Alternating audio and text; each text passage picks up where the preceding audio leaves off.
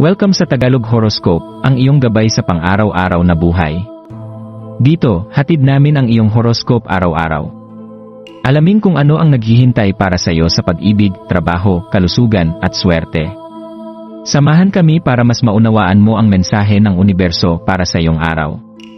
Huwag kalimutang mag-subscribe, i-like ang aming mga video, at i-share sa iyong mga kaibigan. Simulan natin ang araw ng may inspirasyon mula sa mga bituin.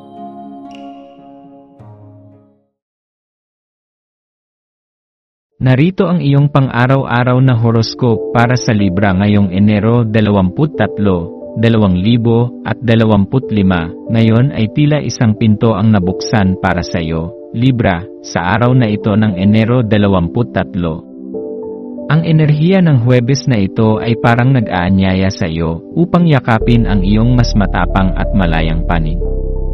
Sa ilalim ng liwanag ng buwan na nasa Scorpio, mararamdaman mo ang isang masidhing pagnanasa na mas lalong maunawaan ang mga bagay na bumabalot sa iyong paligid. Hayaan mong ang likas mong pagiging mausisa ay magdala sa iyo sa mas malalim na pag-aaral ng iba't ibang kultura at pananaw sa buhay. Ang ganitong uri ng eksplorasyon ay magpapalawak ng iyong intelektual at emosyonal na pananaw, binibigyan ka ng bagong sigla at inspirasyon. Habang dumaraan ang araw, maglaan ng oras upang pagnilayan ang mga pagdududang maaaring nananatili sa iyong isipan.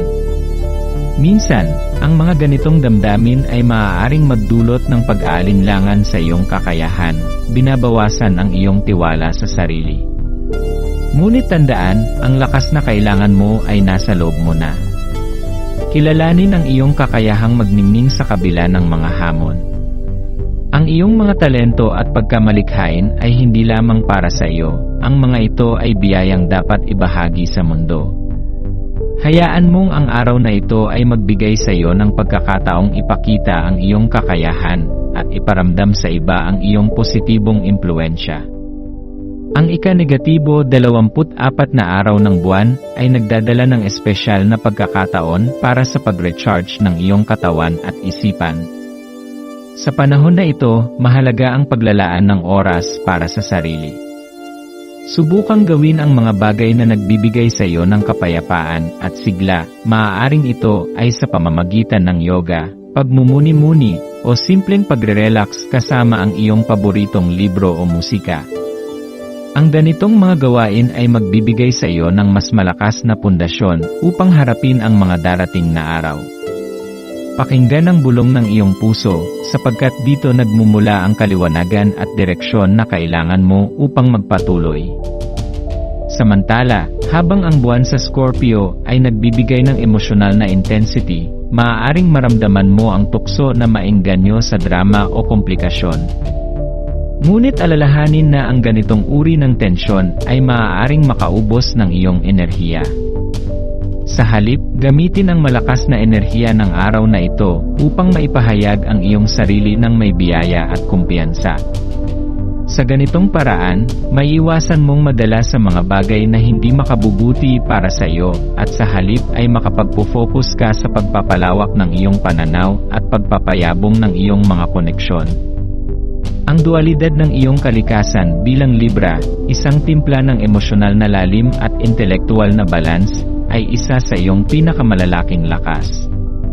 Yakapin ang dualidad na ito bilang isang paalala na ang iyong lakas ay nasa iyong kakayahang maglakbay sa pagitan ng mga hangganan ng passion at tranquility. Sa pagtatapos ng araw, yakapin ang iyong tagumpay, malaki man o maliit, at ipagdiwang ang pag-usad mo patungo sa mas mataas na antas ng kamalayan at koneksyon. Maglaan ng oras ngayong gabi upang magpasalamat sa mga biyayang natanggap mo. Tandaan, Libra, na ikaw ay likas na ilaw na nagbibigay inspirasyon sa iba. Sa pamamagitan ng iyong natatanging charm at katalinuhan, ikaw ay isang puwersa ng kabutihan at pag-asa sa mundo.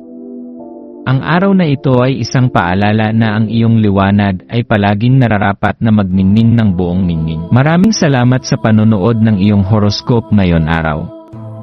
Naway gabayan ka ng mga bituin sa iyong landas. Huwag kalimutang mag-like, share, at subscribe para sa iba pang cosmic na kaalaman. Hanggang sa muli, manatiling konektado sa universo.